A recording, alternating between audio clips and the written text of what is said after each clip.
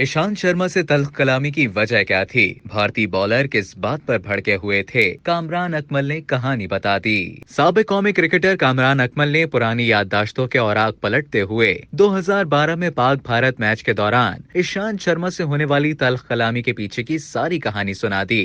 Pakistani YouTuber से बात करते हुए कामरान अकमल का कहना था कि पाकिस्तान और भारत के दरमियान होने वाले मैचेस हमेशा ही बहुत सनसनीखेज और जोशो वलवले से भरपूर होते हैं। ऐसे में खिलाड़ियों के दरमियान छोटी मोटी तकरारें भी होती रहती हैं। उन्होंने बताया कि 2012 में पाकिस्तान और भारत के दरमियान जारी मुकाबले में मैच भारत के हाथों से निकल रहा था। इस टेंशन की सूरत हाल में भारतीय फास्ट बॉलर ईशांत शर्मा के गैर अखलाकी रवैये की वजह से तल्ख कलामी हो गई थी। साबिक कौमी क्रिकेटर ने बताया कि मैच के दौरान शोएब मलिक और मोहम्मद हफीज बहुत अच्छा खेले थे, जिस पर ईशांत शर्मा भड़के हुए थे और उन्होंने गालियां देना शुरू कर दी। कामरान अकमल ने बताया कि भारतीय फास्ट बॉलर ईशांत शर्मा की गालियों से माहौल गर्म हो गया और जवाब में उन्हें भी बहुत सारी जवाबी गालियां सुनाई गईं। बाद में भारतीय कप्तान MS धोनी और सुरेश रैना ने मुदाखलत करके मामला रफा दफा करवा दिया था। दौरान इंटरव्यू कामरान अकमल ने 2009 में एशिया कप के इंडिया पाकिस्तान मैच के दौरान गौतम गंभीर से होने वाली तलखी को अपनी गलत फहमी करार दिया। कामरान अकमल का कहना था कि मैच बहुत सनसनीखेज मरहले में दाखिल हो गया था।